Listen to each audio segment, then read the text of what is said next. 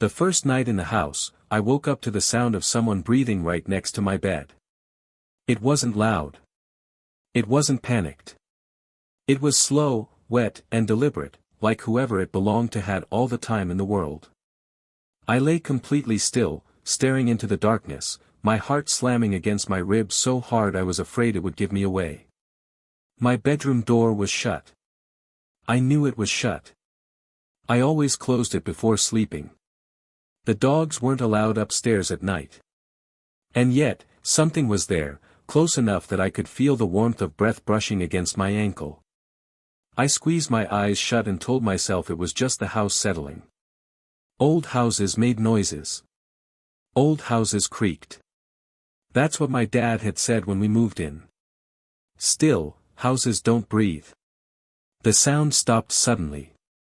I stayed frozen for what felt like hours, until exhaustion finally dragged me back under. By morning, I had convinced myself it was a dream. I had to. Because if it wasn't, if something really had been standing at the foot of my bed, I didn't know what I would do. I wish that had been the worst thing that happened in that house. We first saw the place at the end of a narrow, winding lane, tucked so far back from the road that it felt deliberately hidden. The neighborhood itself was expensive, immaculate lawns, modern homes, shiny cars, but our new house didn't quite fit. It was tall and old, looming above the trees like it had been there long before the rest of the neighborhood dared to exist. "That's our new house," my mom said cheerfully from the passenger seat. I leaned forward between the front seats, my breath catching. The house was beautiful in a severe, intimidating way. Dark wood siding.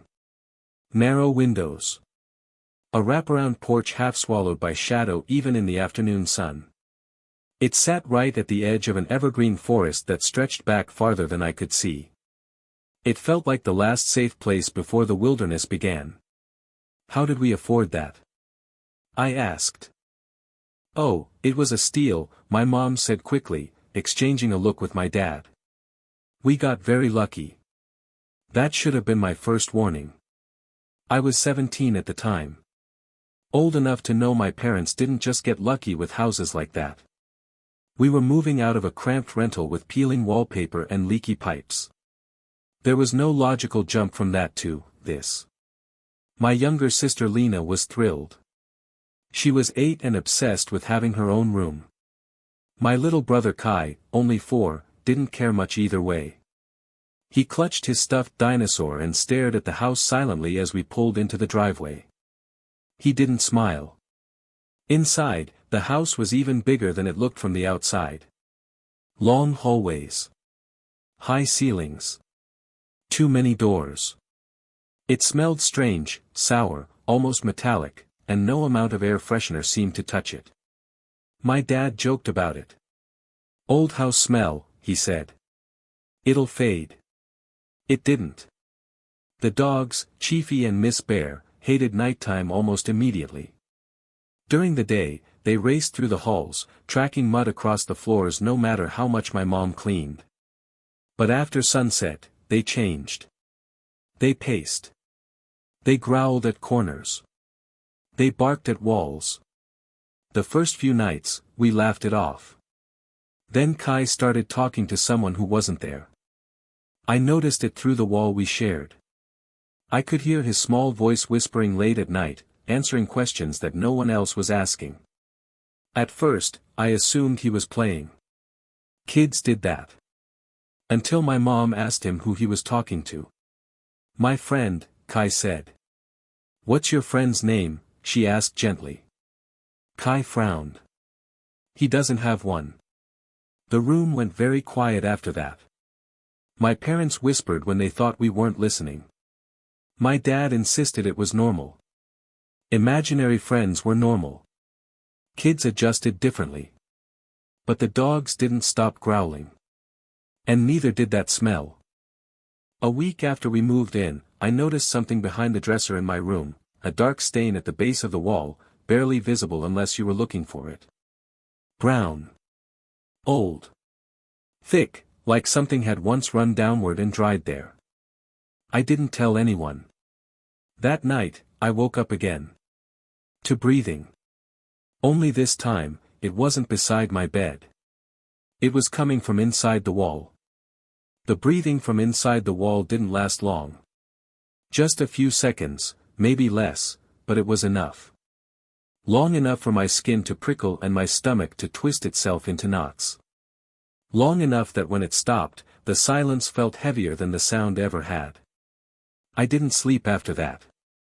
I lay there staring at the ceiling, listening for any hint that it might start again. The house creaked softly around me, wood expanding and contracting like slow joints, but nothing else broke the quiet. Eventually, pale morning light crept in through my curtains, and I decided that I'd officially crossed into too tired to be scared. I went to school that day like everything was normal. It wasn't. When I came home that afternoon, the house felt occupied. Not loud, not obviously disturbed, just aware. Like stepping into a room mid-conversation and realizing everyone had gone quiet because you'd arrived. Lena was unusually subdued. Normally she'd be singing or dancing or glued to her tablet, but she sat on the couch hugging her knees, eyes flicking toward the hallway every few seconds. "Kai scaring you again?" I asked lightly. She shook her head. "He's not scary." That surprised me. "He's not." "No," she said slowly. "He's just, not alone anymore." I laughed, trying to keep things casual. "You mean his imaginary friend?" Lena didn't smile. "It's not imaginary." That night, the dogs refused to come upstairs.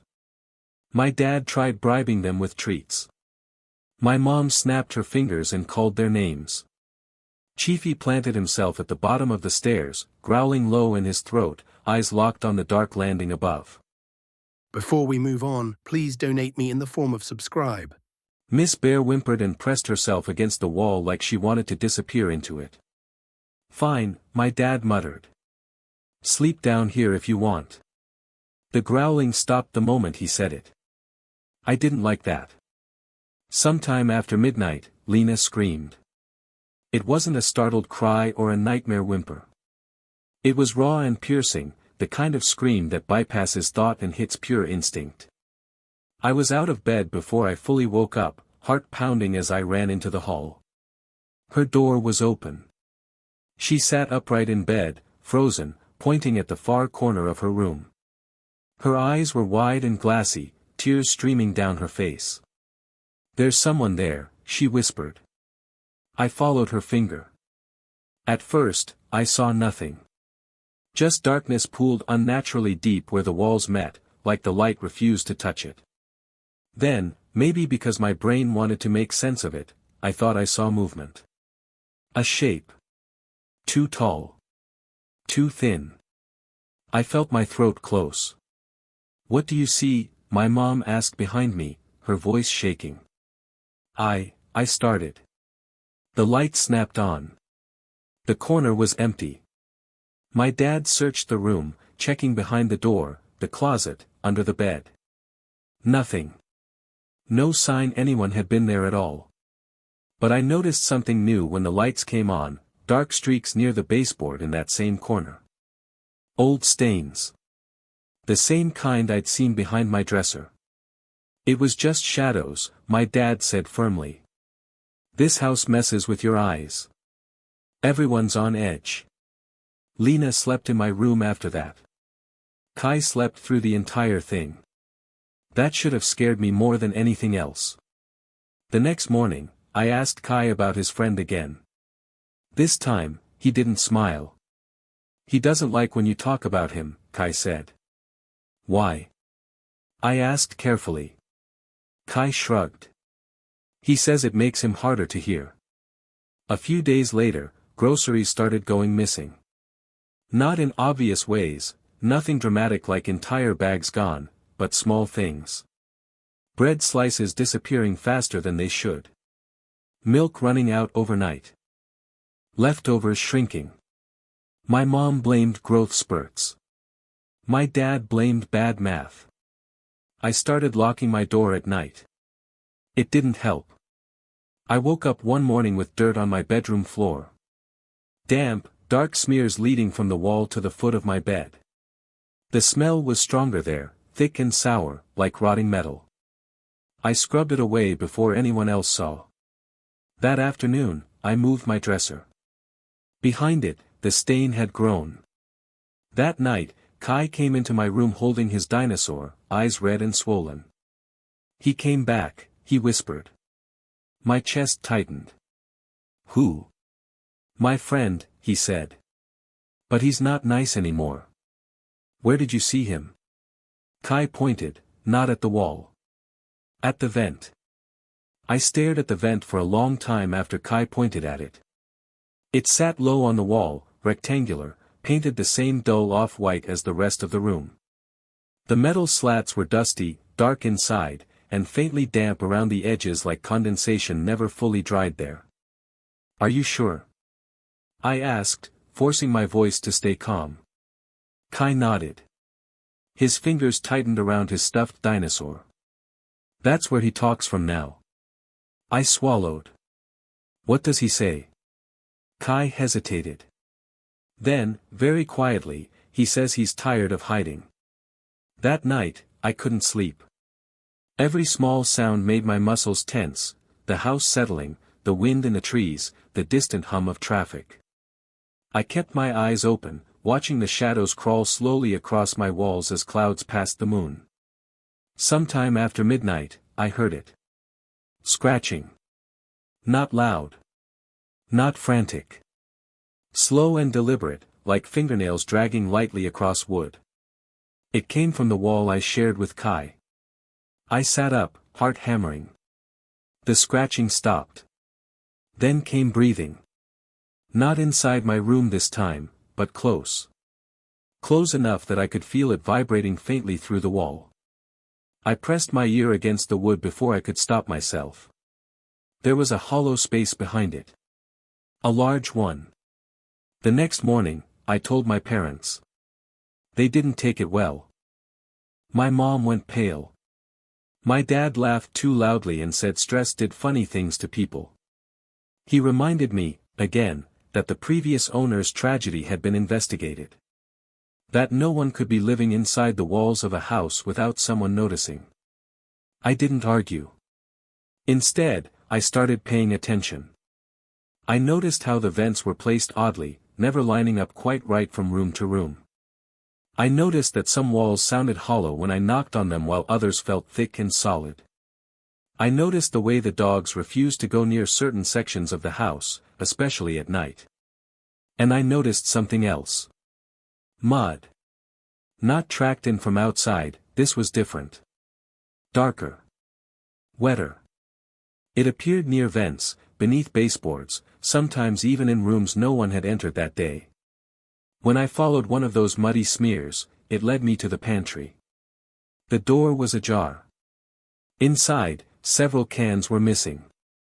That afternoon, Lena refused to go into her room. He watches me, she said. Who? My mom asked. The man, Lena whispered. He watches through the cracks. That night, the dogs lost it. Chiefy barked non-stop, snarling at the hallway wall near Kai's room. Miss Bear pressed herself against the door, whining like she was hurt. My dad shouted at them to stop, but they didn't. Then, bang. A dull thud echoed through the wall. Kai screamed.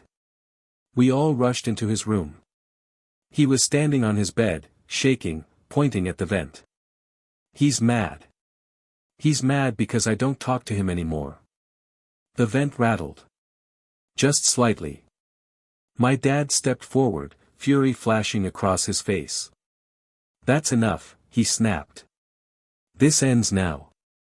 He grabbed a screwdriver from the garage and yanked the vent cover loose. Behind it wasn't insulation. It was darkness. Deep, yawning darkness, and the smell.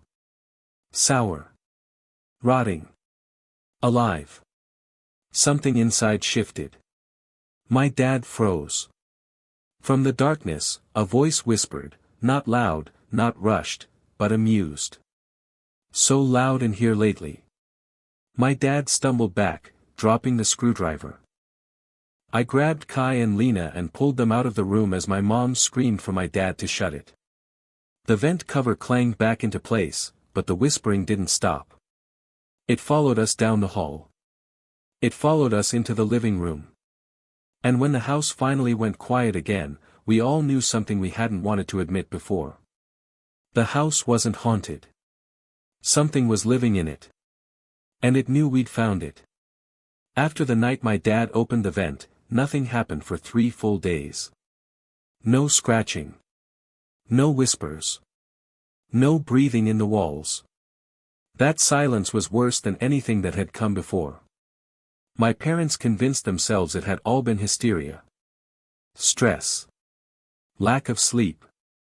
My dad even reattached the vent with new screws and sealed the edges with caulk, as if that could erase what we had heard. But the dogs never relaxed. They followed my siblings everywhere, never letting them out of sight. Chiefy slept pressed against Kai's bedroom door. Miss Bear growled at the walls whenever the house went quiet for too long. And the smell got stronger. It crept through the house like a sickness, sour and metallic, thickest near the vents. Air fresheners did nothing. Candles made it worse. On the 4th night, Kai asked to sleep in my room again.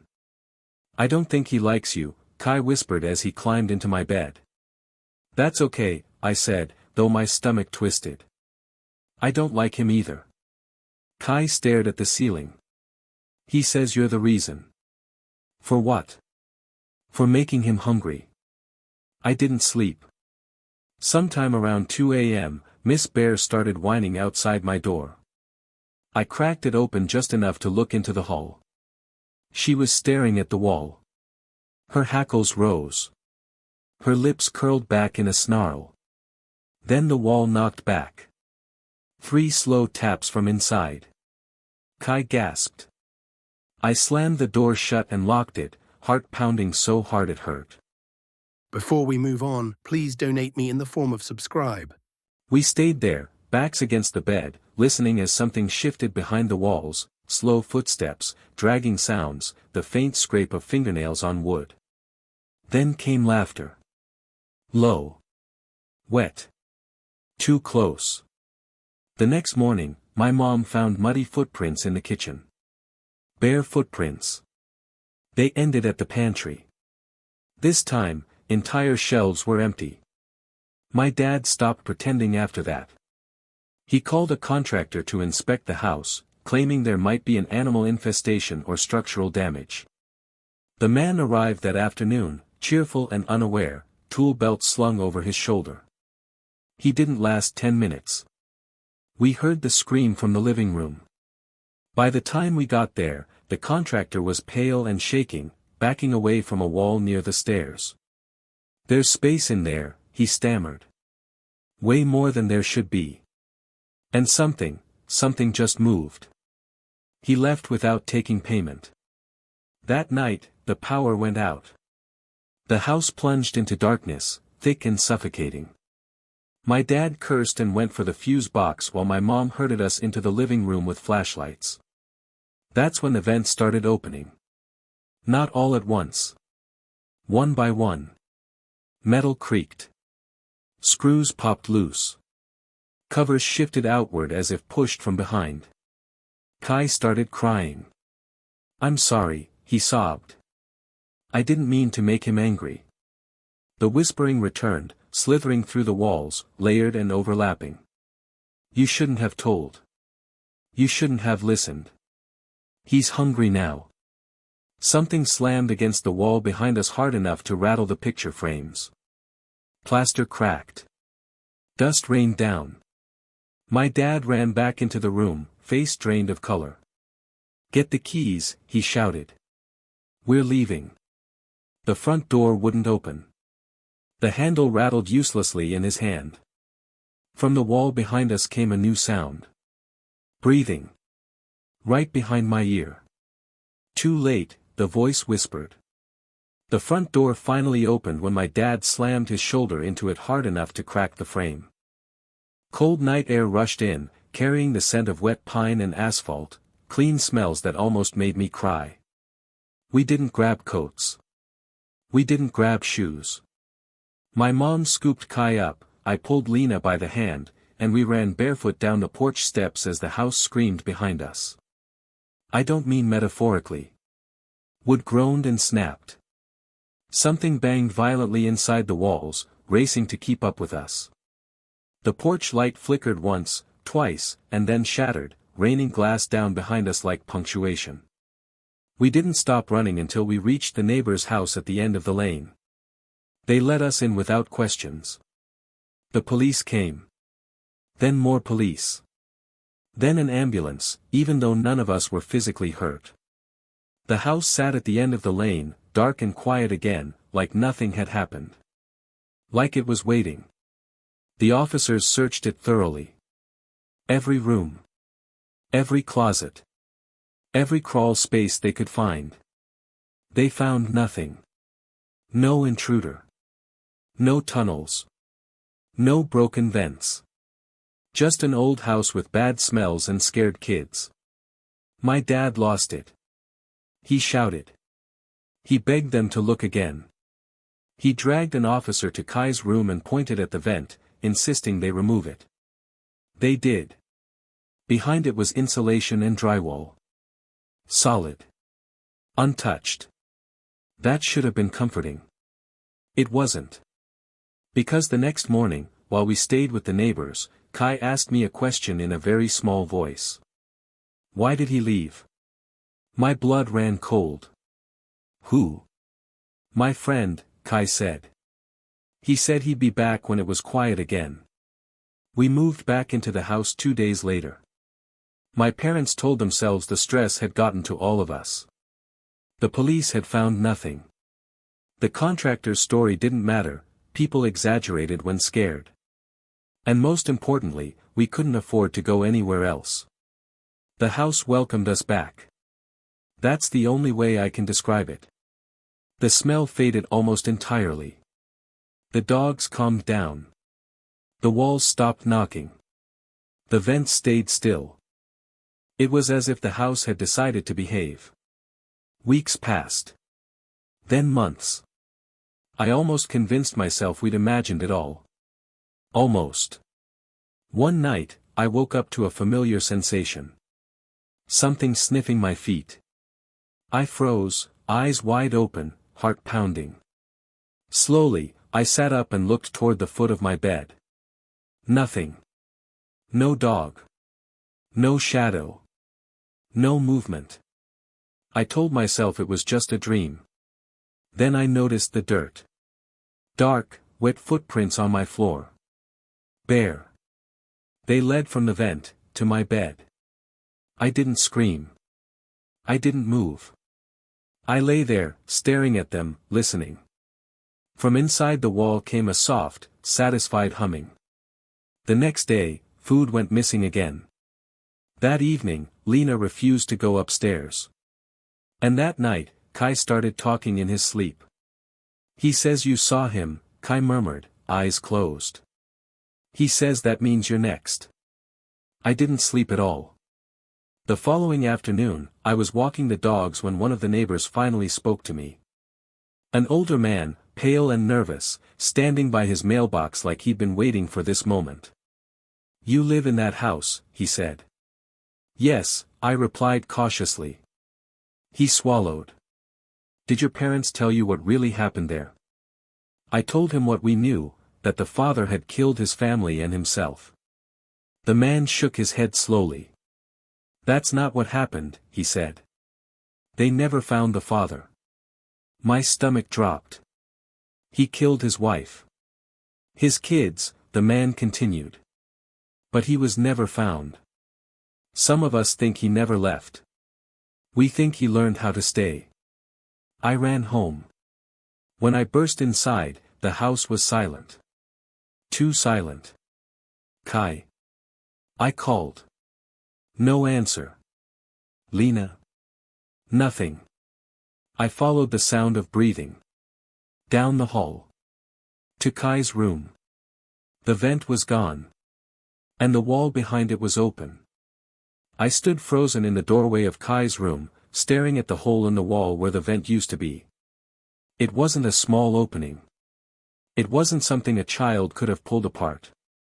The drywall had been removed, cut cleanly into a square large enough for a grown man to. Beyond it yawned darkness, thick and close, breathing out that familiar sour stench. "Kai."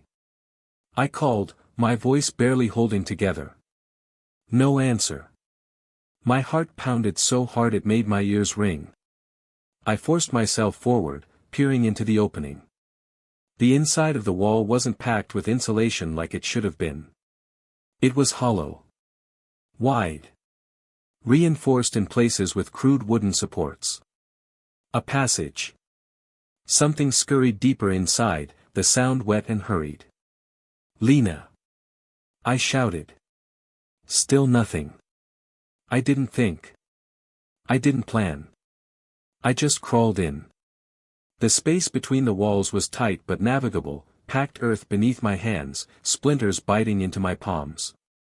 The smell intensified the farther I went, making my eyes water. I followed the faint sound of breathing, slow, satisfied, familiar. The tunnel sloped downward. And then it opened up. Beneath the house was a hollowed-out chamber, dug directly into the earth. Cans littered the ground, beans, soup, soda, some fresh, some rusted through. Rotting food lay in piles. Soiled blankets. Torn clothing. A nest. My stomach turned as I saw something small on the ground near the far wall. A shoe. Lena's. I rushed forward, and nearly tripped over him. The man rose slowly from the shadows like he'd been waiting for me. He was thinner than I expected, skin stretched tight over bone, hair hanging in greasy ropes. His eyes were bloodshot and bright with something like joy. Behind him, huddled together, were Kai and Lena. Alive. Crying. "Shoo," the man crooned, turning slightly toward them without taking his eyes off me. "It's okay. She's family now." I screamed for my parents. He laughed. That sound, wet, bubbling, wrong, echoed through the chamber as he stepped toward me.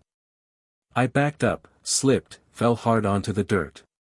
"You shouldn't have looked," he said softly. "The children were perfect. They listened.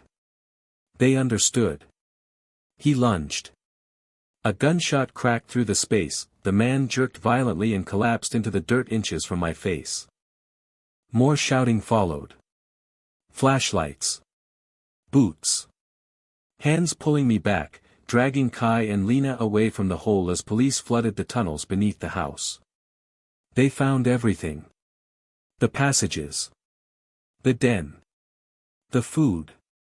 The remains of animals. And the man who had once been a father. He survived the gunshot. Barely. He confessed to everything. He had never left the house. He'd built the tunnels himself, learning the structure inch by inch. He watched new families move in. Most left after a few months. We stayed. We fed him. We listened.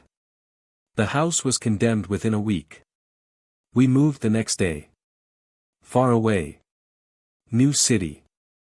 New locks. New habits. But trauma doesn't move out when you do. Kai still talks in his sleep. Lena refuses to sleep alone. My mother checks the pantry obsessively. My father installs cameras wherever we live. As for me, I wake up at night with my heart racing, convinced I can feel breath on my feet. I tell myself it's just memory. Just fear. Just the past refusing to let go. But sometimes, very rarely, I wake to find muddy footprints on the floor. Leading to the vent. And that's when I remember what the neighbor said. Some people don't haunt houses. Some people learn how to live inside them. The Silent Screams, the channel of interesting horror stories. If you are new on this channel, then don't forget to subscribe The Silent Screams and press the bell icon for interesting stories.